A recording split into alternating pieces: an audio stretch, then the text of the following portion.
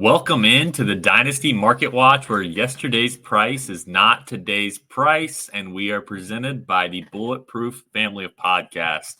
We're going to actually, Brian and Matt, we're going to get back into some market watching today, which I'm pretty excited about. In season, we're always talking like player discussions and like up and down of value. And in the offseason, there's not a lot of change in value, but like we're going to get back to that. We're going to look at some buys and sells today. We are going to kick it off a little bit, hitting on some prospect talk. I know people are really excited about jumping in on that. We're going to get to that in the coming weeks.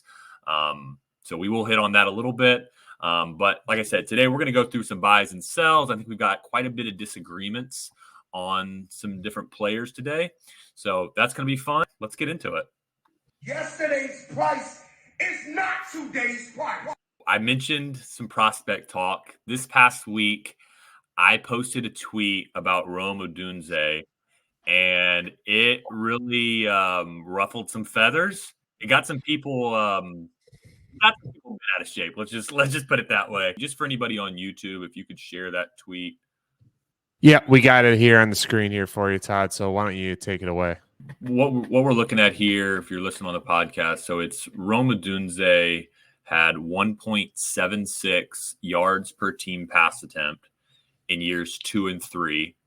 And I've got a big list of wide receivers that were drafted in the first round that have less than 2.25. And like I said, Odunze had 1.76. And actually, it was actually a range of 1.25 to 2.25. So what I've done is I've gone basically 0.5 on either side of Odunze's year 2, year 3 stats. And just like running through the list, if you're not visually looking at it, your best players on the list are like Kelvin Benjamin, Cordell Patterson, Devontae Parker, Kendall Wright. And then you've got about 12 to 15 other guys that you've got the Jalen Ragers, you've got John Ross, Josh Doxson. It's a rough list. And so it definitely ruffled some feathers. People weren't quite very happy about it. I've got Odunze's family in the mentions. I was going to say you had about probably the second biggest beef on Twitter this past week, I would say. It is wild how quickly they are to show up in tweets of people they don't even follow. They're searching this guy's name constantly. Yeah, in the thread, the last piece of the thread of this, I put waiting on the Odunze family to show up because I just knew it was only a matter of time. It's interesting because you're obviously these types of posts are garnering a lot of interest. So I figure it made a ton of sense for us to kind of dive a little bit deeper into it. It's easier than you replying to 50,000 tweets like, hey, what does this mean? Or why is this guy? So for incoming rookies, as I understand it, and correct me if I'm wrong, you're looking at year 2 and 3. So is there something more predictive in your experience of that nature? Like, why are you excluding year 1, year 4, age? Basically, your options when you're looking at a player's stats are you can look at the full 4-year career and average them out. You can look at their best season. You could look at maybe like their last 2 years in college. But what I do is I use years 2 and 3. And the reason I use years 2 and 3 is it's to me a lot more predictive based on the research that I've done than looking at any of those other ones. But why is it more predictive? So if you look at years 1 through 4, you're pulling in a freshman season that maybe they went somewhere and they're like a Marvin Harrison Jr.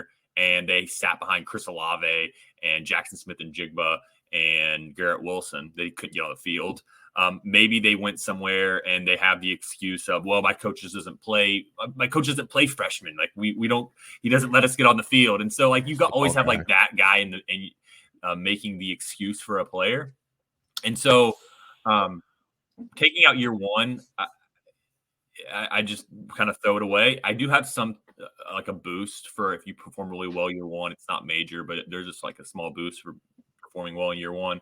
But then also taking out year 4 keeps all players on the same playing field. So every player, whether they're an early declare or they played all 4 years, we're comparing them all the exact same. It's year 2 and 3.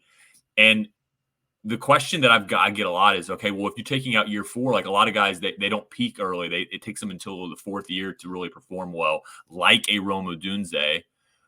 Well, the issue there is that if you look at just like 4th year stats and you just go through and just like let's look at the top players of their 4th and final season, it's not a pretty list, and there's not a lot of success coming from that. Even if you look at a guy like Chris Olave, he was amazing in years 2 and 3. He didn't really even have that great of a year 4, but he was amazing in years 2 and 3. And you can just kind of wipe out having to seek early declares, which is what a lot of people are doing. So I really don't even worry too much about early declare status. It's more about year 2 and 3 stats. It's interesting. I would love to see, I know you're not prepared for this, but I would love to see a tweet and looking at Devontae Smith because he had such a historic senior year. And obviously there was some of like the size concerns. I would be curious to see like what his comp list would look like.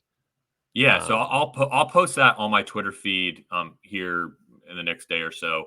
Once this comes out. So that's a good one. So he did have a really good junior year. His sophomore year, not as great. The thing with Devontae, though, is that he finished his year 2-3 with 2.46. And that's really good. Like, I mean, he still found a way to get to it. Whereas Rome Odunze just he didn't. So I don't have the exact numbers of like what drove that to get Devontae to the 2.46. So it's yards per team pass attempt.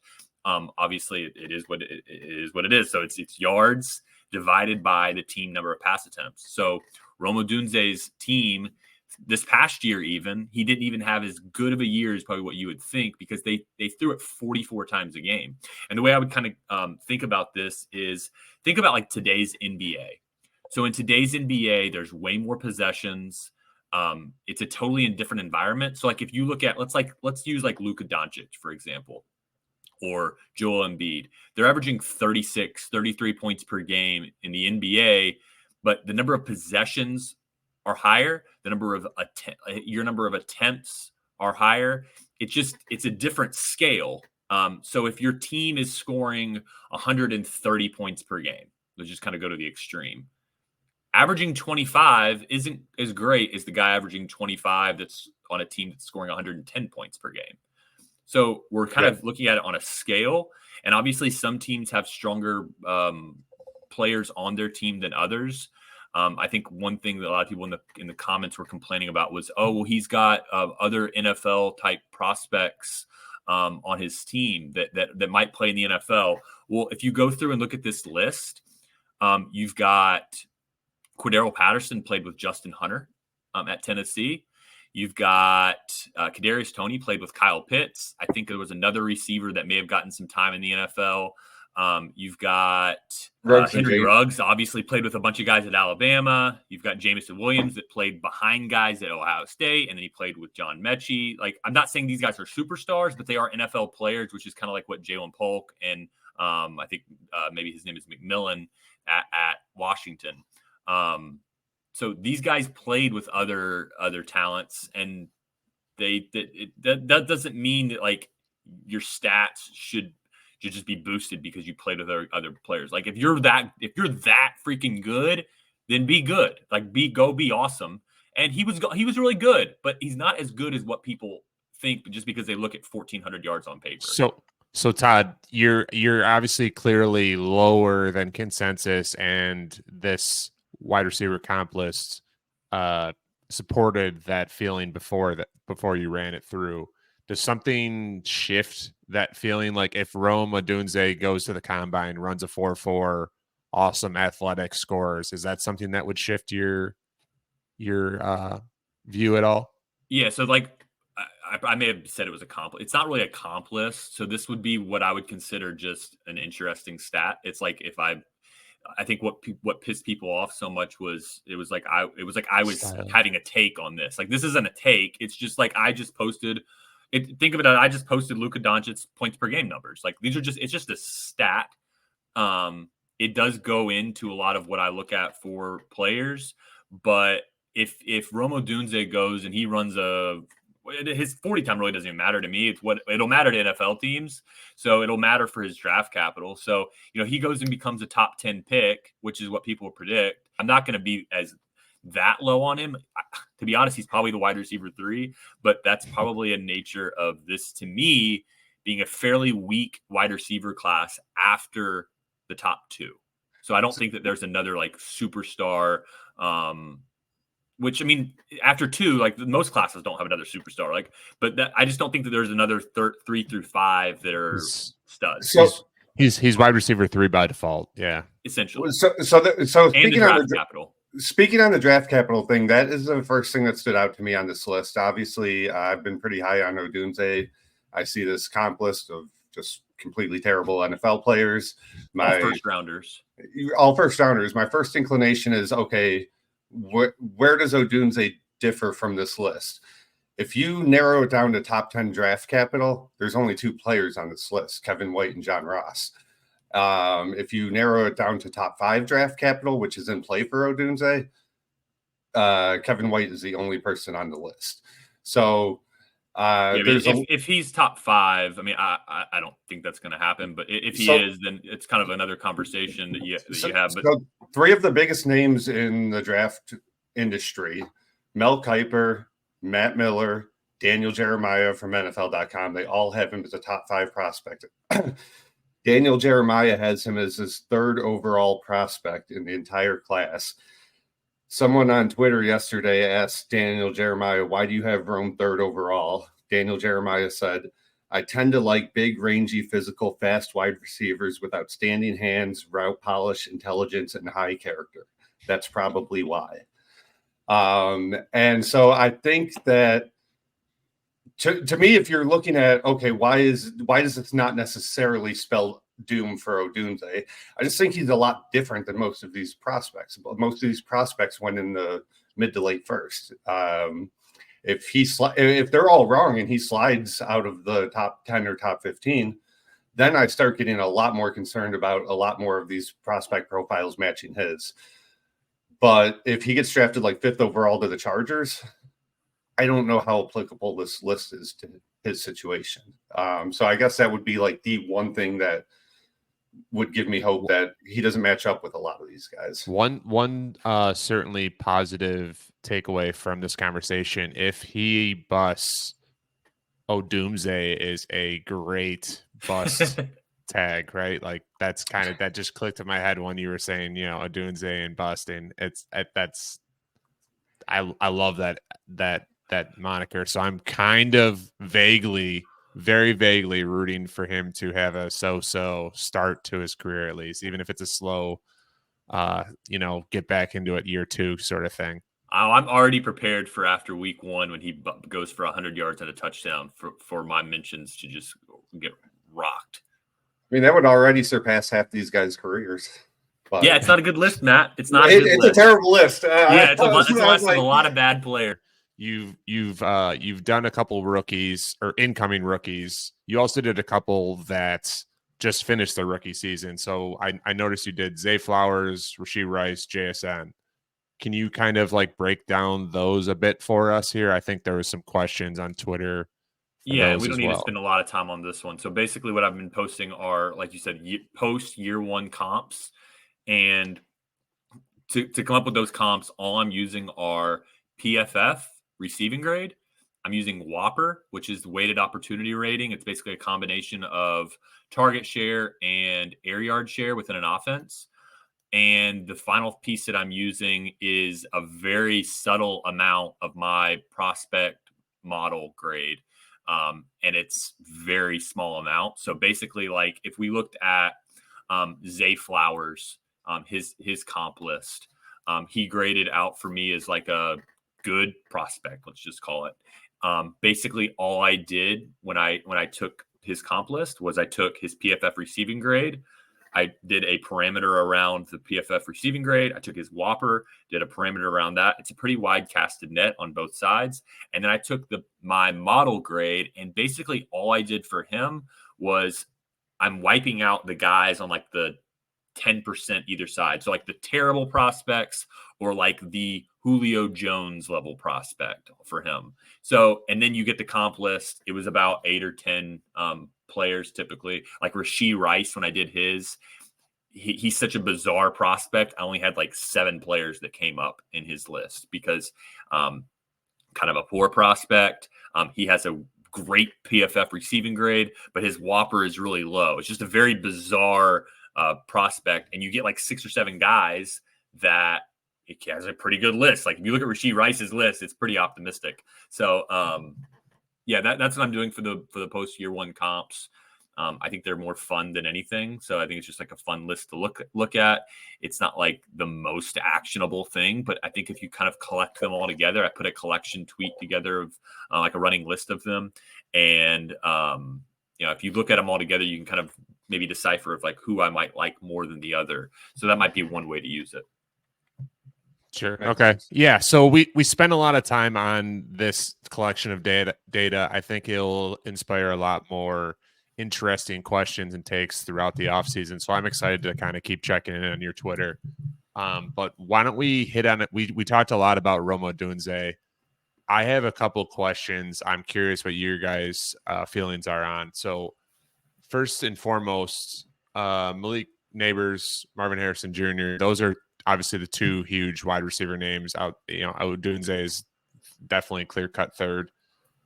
Is there any chance either you feel like Malik Neighbors can surpass Marvin Harrison Jr. in a rookie draft? Let's say he lands 5 with the Chargers, Marvin Harrison's 4 with the Cardinals. I don't think so, but I'd like maybe 2% of the rookie drafts out there, like that could happen. It feels I think like there's some steam. Yeah, I think almost everyone we know is going to take Marvin Harrison over Neighbors, regardless of landing spot. But what do you guys think? Well, I think it's just going to be Marvin Harrison Jr. going 1 or 2 in a lot of places. But what I'm going to start doing for my own set of leagues, and I have a lot of 102s. I talked about it during the season. Like I had a lot of teams where I tanked, but I wasn't willing to tank as hard as the other guy. And he got the 101, and I ended up with the 102 happily. Because I think, like I've talked about, I think that there's going to be some leagues where Marvin Harrison Jr. goes 1 and you sit at 102 and you still come away with Caleb Williams. But at 2, Marvin Harrison Jr., I've got several of him and I'm planning on taking, but I'm starting to think I'm going to split it up, try to diversify and go like half and half and go like Marvin Harrison Jr. at 2 for several of them, and then trade back to the 3, 4, 5, or even go back to 6 and just land with whoever I have. If that's Malik Neighbors, then great. If not, maybe it's those quarterbacks or Brock Bowers. But I would like to try to diversify and just get something on top. And I'll just basically tee it up for whoever in my leagues at the 102 is willing to send the most. And then the ones where I'm not able to get as much, I'll just take Marvin Harrison Jr. too. But no, Marvin Harrison Jr. is like, we're talking about, from what I've looking at these year 2, 3 stats, it's like Julio, Jamar Chase, and Marvin Harrison Jr. It's like the top 3 prospects since 2000. Pretty good company. Yeah. And like Malik Neighbors is up there. He's more like in the super elite group that's not the top 3 of the last 13 years. So he's like Amari Cooper, DJ Moore, Justin Jefferson. Like he's in a super, he's like up there, but it's just not as high as Marvin Harrison Jr. And a lot of that also will come down to draft capital, like you mentioned. You're talking about 102, and I think then that kind of is a great segue for my next question is Jaden Daniels and Drake May. In a super flex league, I could see where they really, really, really gain some steam for, either of those having a case for 102, 103. So I'm starting to think like as high and great of a prospect as Marvin Harrison Jr. is, and he's got the name recognition as well. There was drafts because like Jamar Chase's class, for example, he was going 104, 105 a lot because the emergence of Trey Lance. You had Zach Wilson, those 2 quarterbacks that kind of boosted on top of Fields, that all of a sudden Jamar Chase is dropping because Superflex importance of quarterback. Yeah, so I think we're going to see drafts where Marvin Harrison goes 4. just because I'm going to assume Jaden Daniels and Drake May get top 3 draft capital. It seems like that right now. Washington and New England are 2 of the most QB needy franchises in the league. They can take their quarterback without trading up and giving up a bunch. Again, it seems like a lot of evaluators all have those guys in the top 5, top 10. They look like dynasty rookie drafts. These NFL mocks. Yeah, you got Caleb Williams, you got Drake May, Jaden Daniels, Marvin Harrison Jr., Brock Bowers, like Malik Neighbors. That's what I all love in seeing. Top 7. Yeah, And that has not happened. So I've been playing dynasty since 2015. That has not happened since I've been playing. And I think the Brock Bowers stuff is interesting too. Like a lot of people say, this isn't Kyle Pitts. This is the best tight end prospect we've ever seen. There are some differences in play style with Pitts and Bowers that should lead to Bowers kind of getting like a lot more targets, PPR stuff, where like Hayden Winks had an interesting tweet kind of breaking down the difference between Pitts and Bowers. And Bowers, I think he capped it off by saying Bowers is a menace in the flats. He just gets a lot of easy looks that he uses yak ability to turn into big plays. Whereas, Pitts was used a lot more downfield, higher ADOT.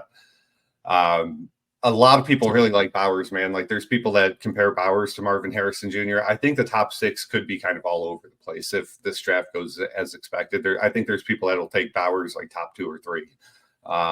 When you're talking tight end premium, he gives me Brock Bowers gives me like major George Kittle vibes. Yeah. That is something that I know a lot of people don't love George Kittle anymore, and maybe we'll talk about that later. But like George Kittle, awesome football player, super intense dude, like just an easy guy to root for. But Brock Bowers has some of that in him for sure. You can see some clips where he'll hit a guy and like just drive the guy back 5-10 yards, and it's like, just holy crap, it looks like a little kid. Yeah. Well, let's go ahead and transition into a couple trades, and I'm just going to hit you with a trade, and then we can keep it rolling. So you mentioned George Kittle. I traded just the other day on a team that's converting from a tanker to a contender. I traded away the 202 and a third for George Kittle. So didn't have a tight end on that team, so that's a team where I'm trying to transition it in. Massive W. Yeah, so, I think what just real quick, like Brian, what do you think is and I know this is going to be very team dependent, but in a vacuum, like what's the highest rookie pick you're going to give up for George Kittle? Like 110? Yeah, I was going to say a late 1. I would definitely pay. I've paid that in the past. Yeah. I don't think anything's changing. Especially like if Brock Purdy is whatever some people think he is, like why wouldn't George Kittle be boosted like everybody else is? Brian is the biggest George Kittle fan I think I've ever met. It's funny because I was totally anti Kittle when everyone was like tight end 1, clear, and then I was like, no, I'm gonna back off that. And then as soon as everyone threw him on the curb, I kind of picked him up all over the place and became about every fan. league we're in together. You either have him. Well, if you have him, you're either holding or you've got him on the block, and nobody's willing to pay what your asking price is. It's disgusting. It's a sad state of affairs. It really is. So we're talking block, and why don't we bring Cousin Pat back into this, right? Like I was so excited when Matt sent us one of these trades because we haven't been able to talk about Cousin Pat in a while. So Matt, lead us off with that trade, and I know you've hit a couple more, so why don't you just give them all here? Yeah, so that one was in our league together, Brian. I gave up Jared Goff, the 205 in 24, and what projects to be a mid to late 25 first for Puka. So the way I looked at it is I look at Jared Goff as like a late first. So I looked at it as like 2 mid to late 1s and a mid 2. So like almost 2.5 1s for Puka, which a little bit hefty, but that's what he's worth, I think. So I'm okay with the price. I think it was a fair trade all around. Yeah, I'd say that's about. I like the way that you're thinking about the trade is like two 1s and a 2. I just have a hard time saying that Goff is worth a late 1. Like what is the justification of trading a 1 for Goff? I'd rather just have a bum and save my 1 for another day when I can combine it with something else and get a more highly touted quarterback. because like Goff just isn't separating. When I say bum, I mean like all relative tomorrow's Baker Mayfield, like whoever we figure out, like Jameis Winston finds his way to start into a starting lineup. Like one of these quarterbacks that is just worth nothing at the time. Tomorrow's Flacco. Like just figure your way through it and then trade, because like you can't take. It's very difficult to take Goff. Todd, add something and really like you can't get up to Kyler. It's very difficult. Another way to frame this, though, if you have Jared Goff, what are you asking for? Oh, I'm saying if I'm the guy paying for Puka. Yeah, Goff, right. With Puka. Because I agree with you. I'm uncomfortable paying that price, but it's also kind of in this situation, Matt isn't directly paying that price. No. Yeah, I agree. No. Yeah, I think that he is worth the late first. I just could never bring myself to pay a late first for Goff. So, I mean, a lot of the reasons that these quarterbacks are very highly valued and over half the first round of startups is filled with quarterbacks is because of the long-term security that they provide, as well as some of the upside. Now, Jared Goff does not have the upside. We kind of know this, but he does have the security. He's going to sign a very big deal. He's going to sign 4 years, $160 million, maybe even higher than that. Some people project it as a 4-year, $200 million contract. He has his offensive coordinator back. He's coming off 2 seasons where he's been a QB1. He's just very solid. He's about the most perfect quarterback 2 you can ask for on a contending team. And from what I've seen, he goes in the 5th round right now in startups. Yeah. I'm not debating like what his worth is. Like I just. Well, yeah, he's not the type. I want like a stud quarterback, and I just couldn't stomach paying for him. But like from a value standpoint, I think it's a fair trade. Honestly, like you get a quarterback and a future first for Puka. It's not that bad, and you get a Todd. Would you pay Goff and a 1 for Kyler? Yeah. Oh yeah. Because I'm trying to get into the quarterback tier of guys where I can finish in the top 5, and Kyler has. I feel like because I feel like you could probably do that with a team that's like trying to the quote unquote like win now type of team. I could see a manager not wanting to take on whatever perceived Kyler risk that I don't think exists, but that certainly is attached to his name.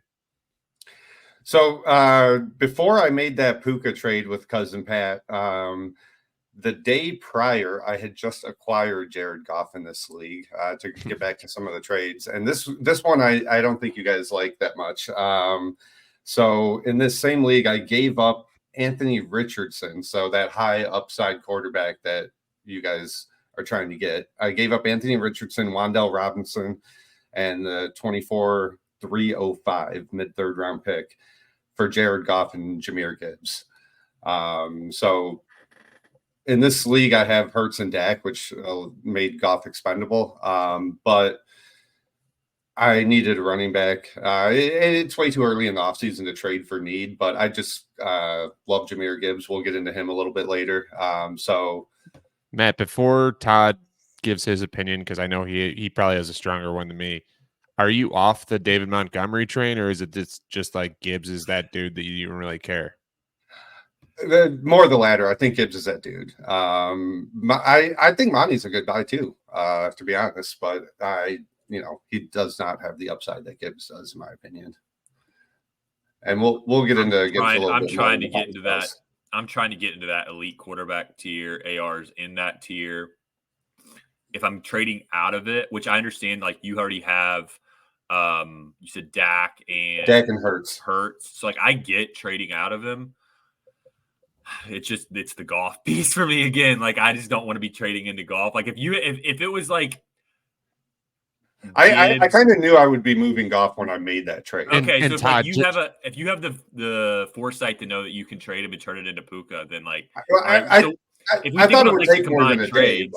If you think about like the combined trades, like AR and like I don't give a shit about the Wan'Dale and the 308 part. Like AR for AR, I guess you do a 205 and a 1 for Puka Gibbs and Puka.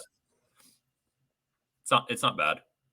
I mean, I would rather have the AR side because the one is what hurts probably. But like, you can't trade AR for Gibbs and Puka. Like, you're gonna have to give up more than that because I mean, Puka's a round 2 pick and Gibbs is a round 3 and AR is a late round 1. So you're gonna have to give up more. I guess a 1's the difference. So I don't really have a major issue with that.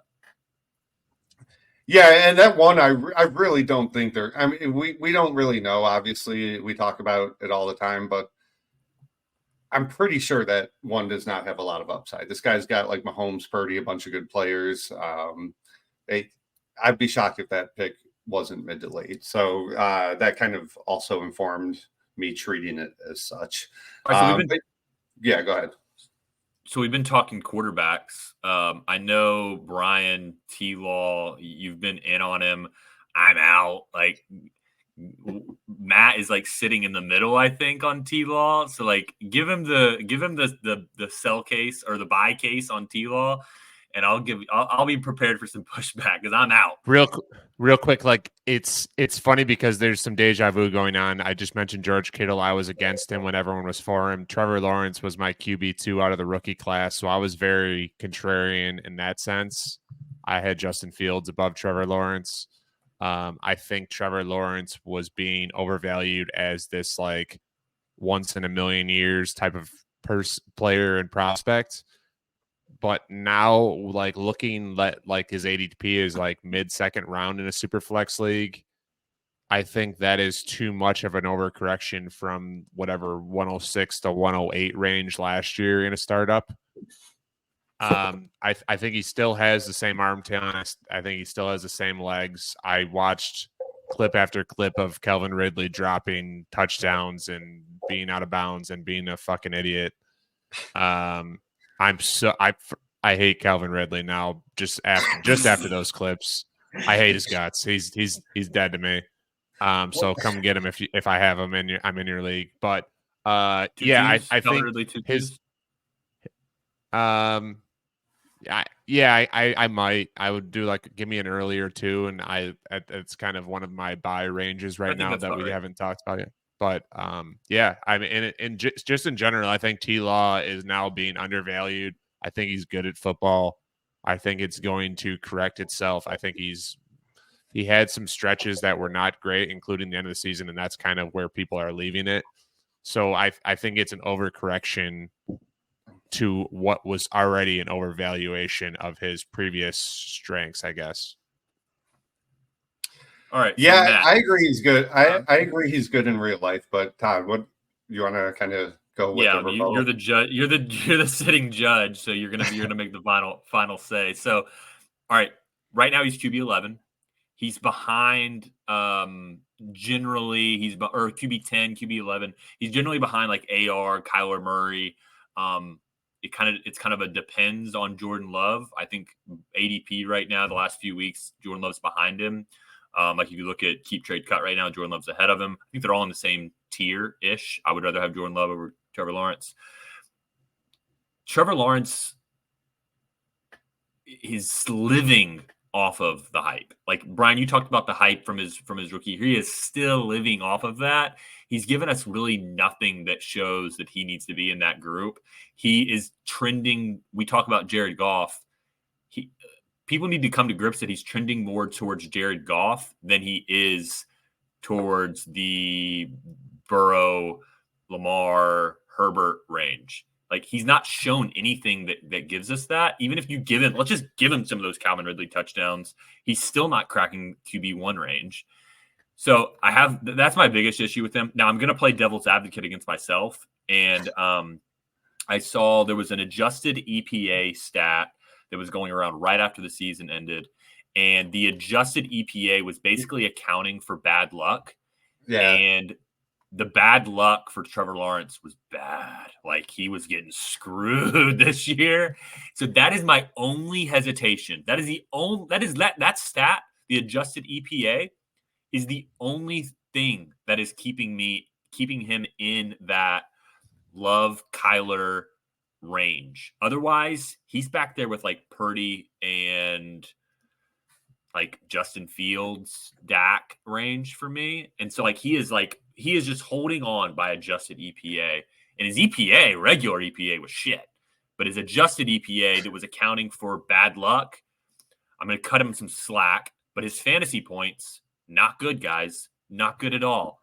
And so I just can't fathom wanting to have Lawrence over a Kyler Murray, over a Jordan Love, or in the same tiers like maybe like Richardson. Like trade him for those guys straight.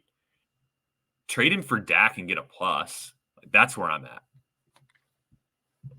Yeah, if you can do that, I like the idea of trading him for Dak plus. The comp that I heard that I think is the best comp that I've heard to date for Trevor is that he's Matt Stafford, and to me that makes a lot of sense in terms of Matt Stafford. It was always kind of a traits-based argument, hype. Like everybody said, he had outstanding arm talent. He was held back a little bit in Detroit. He did have a lot of like mid to low end QB1 finishes in his career, which probably is still Trevor's most likely outcome. So I do agree that Trevor is really good in real life, was held back by bad luck and environment this year. But at the same time, like you said, Todd, like he's played in the league 3 years. 2 of them have been disappointing. And his sophomore year was good. It wasn't, outstanding. Right. I just don't like I don't like when we have to use excuses for these top quarterbacks. Like, not to get into a whole Jordan Love thing, but there was a million reasons why he might have done poorly this year, and he didn't. So I don't know. I think Trevor's fairly ranked where he is. Like I would never I'm easily taking Richardson, Caleb, and Kyler over him. I don't even disagree with that, by the way.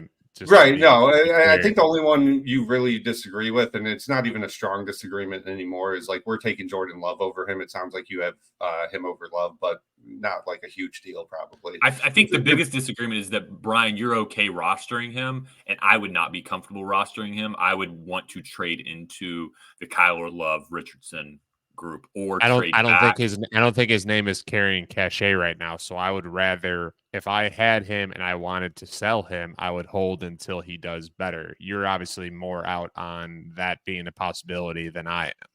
Don't you think you could probably trade? Well, you don't like Jordan. Let's use Kyler. I think we're probably about the same on Kyler. Don't you think you could probably trade Lawrence for Kyler? And everyone I've seen and talked to absolutely hates Trevor Lawrence right now.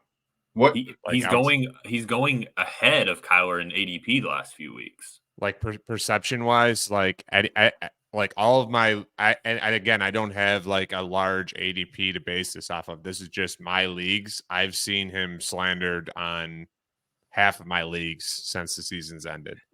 Yeah, he's kind of like one of those guys. And I think it's partly it's like an expectation based thing. Like Matt was saying, like he didn't get to the point of where people were expecting him to be. So all of a sudden it's the George Kittle effect of like, well, he's not the tight end 1, so he sucks. And all of a sudden I'm throwing him in the trash can. So like that's my point with Trevor Lawrence, is that he's being cast aside and the value is going to continue to decline if he's not a superstar this upcoming year. Let's keep the ball rolling here. We got to get to some more buys and sells. So I don't think we have a lot of disagreement on this next one. So we may just motor right through it. But Stephon Diggs, Devontae Adams, like, go get those guys for your teams. They are value. Like, they are still going to score points next year. You can get them for a lot cheaper. Brian, you made a trade for Diggs. Yeah. Before the playoffs started, I believe, or maybe it was the first round of the playoffs, I traded 210 plus 211 for Diggs. Not even necessarily a contending team, but it was just great value that I couldn't turn down. So I traded away Pop Douglas and the 211 for Diggs. Like, I just received that in my inbox, hit accept, keep the train moving. I've sent out a couple, like, those are probably not realistic trades, to be quite honest with you. So, but like that early second that we were talking about with Calvin Ridley, I think that's realistic with Diggs. Adams is a weird one. But like Adams is maybe like one of the best wide receivers of all time. Go get Devontae Adams and just source. Trust me, bro. Yeah, it's one of those ride off into sunsets, I think, at that point. Absolutely. Like, like Julio like eventually fell off a cliff, but it was kind of a similar thing where you're just like, oh, he's 31, but he's Julio. So Speaking of age, I didn't put this one in the notes as a sell, but right off into the sunset, you say, I think you might just have opened up a Travis Kelce sell window for people that are contending next year. So my Kelce shares, I might just shop them around and see if I can get anybody. I think it's probably good. You're probably going to get one more really good year out of Travis Kelce. I wouldn't mind selling him right now. I think the interesting thing with Kelce, the past 2 weeks, he has had really good games. But Awesome. if you look at the context, all of the damage he did was almost in the first half. Like he can give the Chiefs 2 good hours in the most important game of the season. And I mean, like the writing could not be more on the wall, even if he comes back for one more year, that like he is about cooked. I think tight ends. Yeah. Go ahead, Brian. I just one thing on Kelce, because I'm a huge Kelce fan. I think he's generational in the sense of him and Mahomes just like think the same way. So a lot of his catches are just like chaos where Mahomes runs around and Kelce can just find spots where he's open. That is a gift that he has that I think he can, as long as he wants to be in the league, they'll be able to do. Kelce or Kittle? For Dynasty, obviously. Kittle, probably. Yeah, same. All right, so we're talking tight end. Let's go Hawkinson. I know, Brian, you had Hawkinson as a buy. This is just another one of those things where it's not necessarily a guy that I love as much as people are over exaggerating the impact. Like he's going to any team that I'm not in desperate need of that roster spot being a contributor and a elite contributor that this upcoming season. I think he's a great buy. He's going like rounds 4 or 5 in startups, sometimes maybe even later if you're talking to other people that just are totally devaluing beyond this year. So that's why he's a buy for me in the sense of just overall value. And I think you'll be able to get more than that back in a year and a half. Yeah, we were talking about him during our mock draft. I know Brian and you and I just are in the middle of a startup right now. Like McBride in our startup went 3.9. Andrews went 4.4. I think if you're looking at value, Hawkinson healthy is probably like around Andrews at the 4.4. And we're Hawk startup, Hawk went 6.05. So just on a time basis, a year from now, you're probably looking at Hawkinson gaining a round or 2 of ADP value, which is nice. The only thing I would say about buying him is right now we're not scoring points, and the person that has him is like, not a big deal for him to sit on my roster. I like looking at his face when I click into sleeper.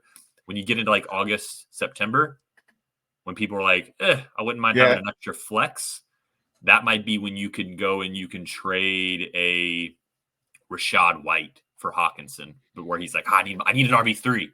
And so you might be able to trade him. Also, just like once you get into the season, somebody's going to get an injury, and you might be able to be like, hey, you've got Hawkinson sitting there. Let me just take him and give you these points. So it might be a little bit tougher right now, but I think he's a guy that on any of my teams that's not contending, you can bank I'm going to add some Hawkinson here in the next 10 months. So what do we think? Do we think Cousins is coming back to the Vikings? Because I do. I think he is, but there was the report the other day that they're looking to draft a quarterback. So there's that. But yeah, I think he probably ultimately does. It's sort of tough for them to make it work under the cap. Now, with the quarterback, you always can do it. You're going to make it happen if they want him back. But yeah, supposedly Minnesota was really, really aggressive going after Anthony Richardson last year, trying to trade up. They're probably looking to do something similar again. Supposedly the front office is interested in kind of pivoting off this win now team that they have and rebuilding for the future. I think it's more likely than not he's back. I don't think it's any kind of certainty though. Any team that cares about winning the cap doesn't exist. That's how I view the cap. And here the Saints lie. Yeah, well, as can be. I mean, there's a reason they're like kind of the only team in the league that does what they do. Like they're fucked forever now. Like, Ever. But The one thing that I would slightly push back on is I'm not sure at all that Hawkinson is going to rebound to what like Andrew's current value is, and I think a lot of Yeah, that is I think that's fair. I think a lot of people might not realize that. To me, the scarcity aspect of tight end is vanished. It's gone completely. There is no value to the scarcity part of it. Like, there's too many good tight ends now. We got Brock Bowers coming in. A lot of people like that Tavian Sanders guy from Texas. So we might have a couple more like really good tight ends added to the fold. You had Shaheem Bell. You had late breakouts like with Evan Ingram, Njoku this year.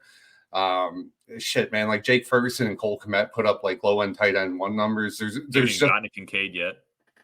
Yeah, we haven't even mentioned Kincaid's name. George Kittle, old reliable, is already there. So like, I just think there's too many other options at tight end where I do not want to invest a guy, a roster spot in the like mid to late first round pick of value in a guy that I don't expect to contribute next year. The only thing I want to kind of correct on, so you mentioned you don't think he'll get back to Andrews' level.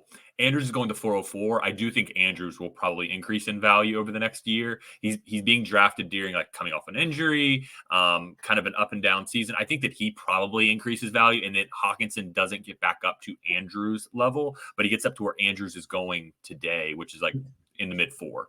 That's what I meant. It's mid 4. I don't know that he's going to get back up to that. It wouldn't shock me. I just wouldn't bank on it. Like, this is definitely. I think it's a pretty close to guarantee, unless something like Klay Thompson-esque happens, that he gains 1 or 2 rounds of value. And I like having that insulation. It's kind of like a rookie pick. You know, it's going to come back a little bit for you. Yeah, so maybe in like the 5th round. I mean, he's already going on ADP. He's going in like the early 5th right now, or late 4th. So this is nice value in the start that we did where he went. And again, it's not knocking anything that Matt just said about like the depth. It's just a matter of like we've seen the volume, we've seen the perception that like even though we know he's not super like as talented as we like some guys to be, like the volume was there, the production was there. People are going to move him back up their boards. Yeah. I mean, I remember last couple of years, if you didn't draft one of the top 3, you were just free falling down to like round 10. And Noah Fant.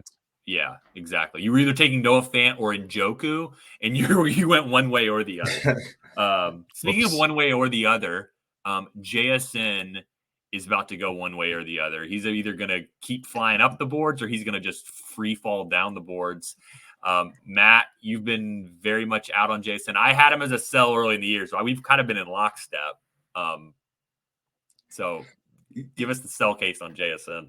Yeah, I just don't think like I would just prefer a lot of the guys that are going after him. Like I think in your startup, Michael Pittman went 1 pick after him.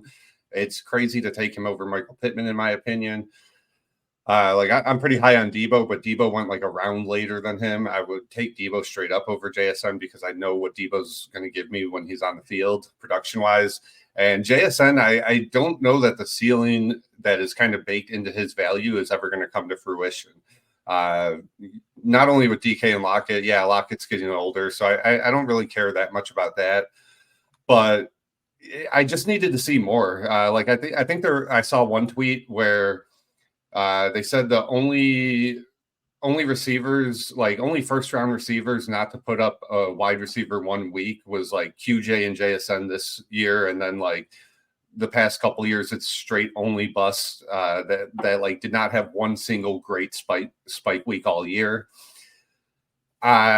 So to me, that like I'm glad you just pulled up the comp list for JSN. So like, I don't see any scenario where DeAndre Hopkins and CeeDee Lamb is in this guy's range of outcomes going forward. I don't think he's that kind of player. Like this is going back a little bit, but like he reminds me a lot more of Golden Tate than someone like Hopkins and CeeDee Lamb.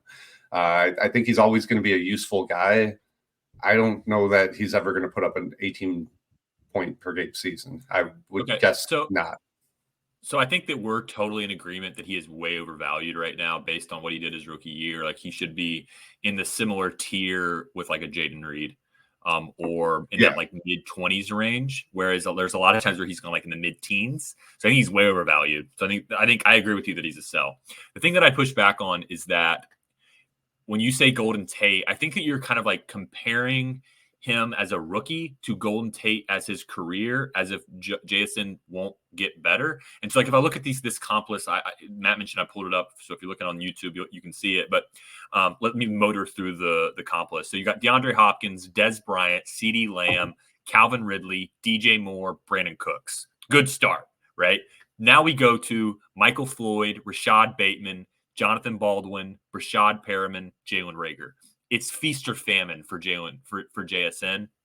So there's a good chance that he can be like a guy that has a couple 14 or 16 points per game seasons, like a DJ Moore, Calvin Ridley. But there's also that chance that he is a nothing. And to be having wide receiver 15 with that kind of range of outcomes, can't do it. Like I can't take that on. But the comps that how we got here are guys with a similar Whopper, which is target share and air yard share, a similar PFF receiving grade, and then, like I said, a little bit of their prospect grade. But you can see there's some questionable guys still available here, and so like we got to remember that these guys will get better, and it's tough to see it. But it was probably tough to see it for some of these guys after their rookie year. Like, it's easy to say now because like DeAndre Hopkins is the Hall of Famer, but like he wasn't like all world as a rookie. I think probably, if I'm guessing JSN's range of outcomes, it's somewhere in this Calvin Ridley, DJ Moore, Brandon Cooks with some Rashad Bateman built into it. Well, and I think the thing to point out about Bateman, and maybe I'm just an apologist because I've always loved the guy, I think he was slightly derailed by injuries. Like, I think if you play his career out completely healthy, he does a lot better than. Yeah, he probably has a 12 point per game season or something at some point. Maybe not a superstar. Right. I think like Brandon Cooks, I think he could have easily been if he wasn't derailed by injuries. But like, who knows? Maybe he's just not very good. But yeah, but I think the ceiling is still probably there for JSN, but there's a huge floor, and that's what scares me, and that's why I just can't have him in that wide receiver 15 range. It's got to be in that mid-20s for me. And JSN did flash a lot of talent. Like, I don't want to talk about him like he's a bust. Like, some of the catches he made were just straight up amazing. Right. So I get why he's still there, but like you said, the perfect name, and I don't even think this is being like a Packers homer. Like, Jaden Reed's rookie season was better than JSN's. It was more impressive, and I think he flat out looked better than him. So like, if I can get like a late second as a plus on top, like, I'm making that trade all day. I would probably consider it straight up, but like, because of market value, I would definitely be trying to get a plus there. Like Flowers, I would rather have Flowers than JSN. I think he's a better player. Rasheed Rice is kind of interesting, but he's tied to Mahomes, so I would probably take him. Yes, you can go to my Twitter for the Rasheed Rice comp list, but I'll just throw up the Jaden Reed comp list right here, and then I'll also post it to Twitter. It's so if you're looking on YouTube, you can see it, but you've got the Cooper Kupp, Emmanuel Sanders, Debo that all had monster seasons, Tyler Lockett, T.Y. Hilton, Deontay Johnson. There is a pretty laundry list of guys that weren't great on his comp list, but a lot of that comes into play with the prospect grade. So because I'm just not filtering out the absolute bums, because Jaden Reed's prospect profile wasn't good, to be quite honest. So honestly, you can kind of like knock off some of these guys if you really wanted to. I think probably a good Christian Kirk's on this list. I think Deontay Johnson is probably another decent one. So I think there's some really good range of outcomes here for Jaden Reed. I don't think that there is quite the ceiling still that JSN has, but I think that there's probably a better floor, especially when you think about him being with Jordan Love. Yeah, no, I'd agree with that. That's some name that stood out to me, like Christian Kirk, Deontay Johnson. I think it's a solid comp list. So, Brian, I know you had a couple running backs. Maybe hit on those. We're starting to get towards our end here, but let's hit maybe a few running backs. Short and sweet. I have one running back I'm really targeting with his ADP and general value, and that's Antonio Gibson. I think he's super talented. I think they misused him terribly. I think he, even being misused terribly, gave a lot of production his first couple of years. You can get him in round 15 of startups, the mid 3 rookie range.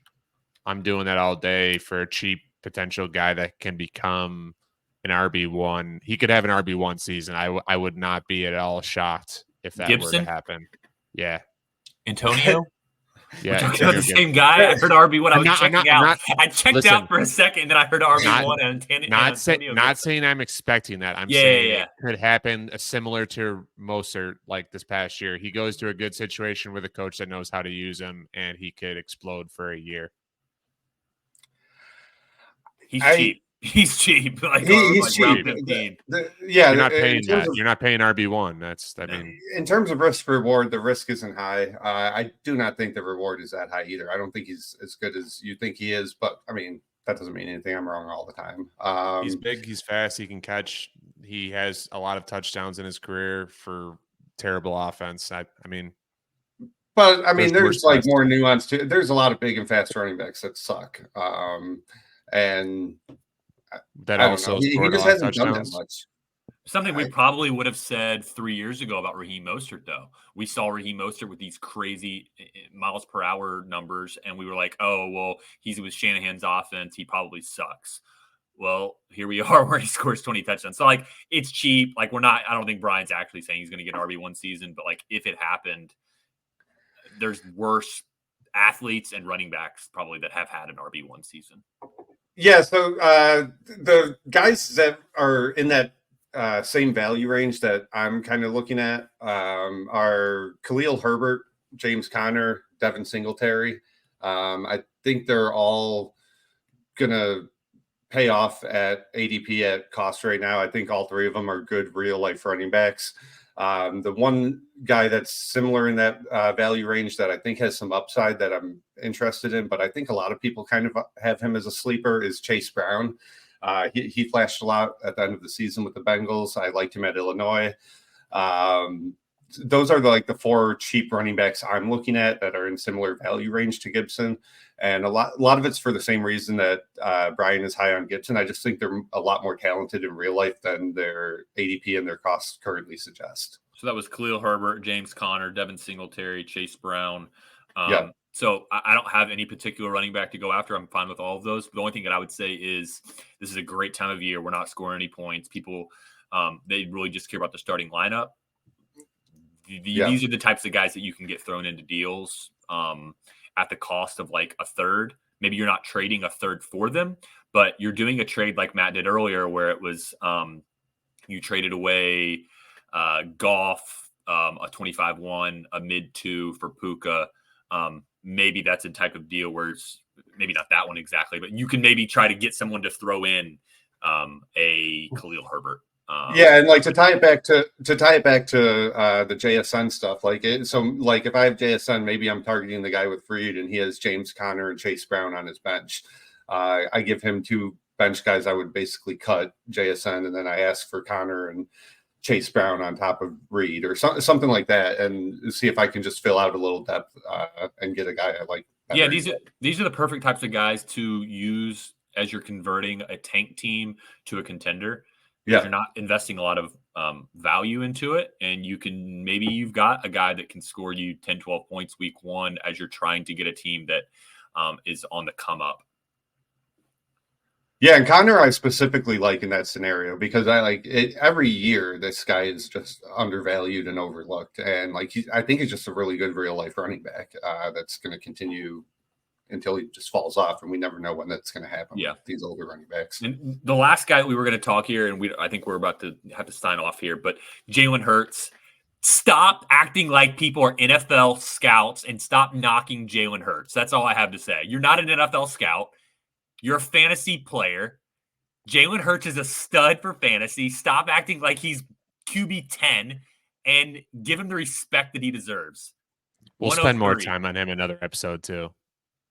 Yeah, real quick. I'll just say the trade that I got done in the league, in that same league with the Richardson trade, is I traded Will Levis, Rashee Rice, and the 105 for Jalen Hurts. Oh my god! And people out of their minds. And to me, that's just a no-brainer.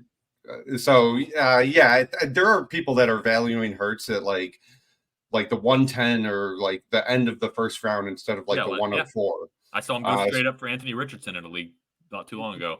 All right, that's all we got here for today. Thanks for joining Dynasty Market Watch. We are, like I said earlier, Dynasty.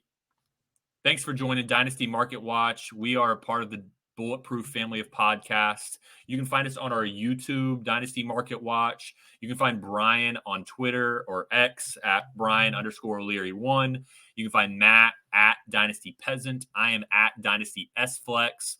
You can find a lot of these different comp lists on my Twitter feed. Maybe, Brian, if you could retweet a couple of them from the Market Watch, maybe do the collection so people can find those there. You can find me also in the Bulletproof Discord, talking about some of these comps, looking at rookie comps. So hope to see you there. Thanks for joining. Everyone knows Ray Allen, but don't forget about former Celtic great Alan Ray.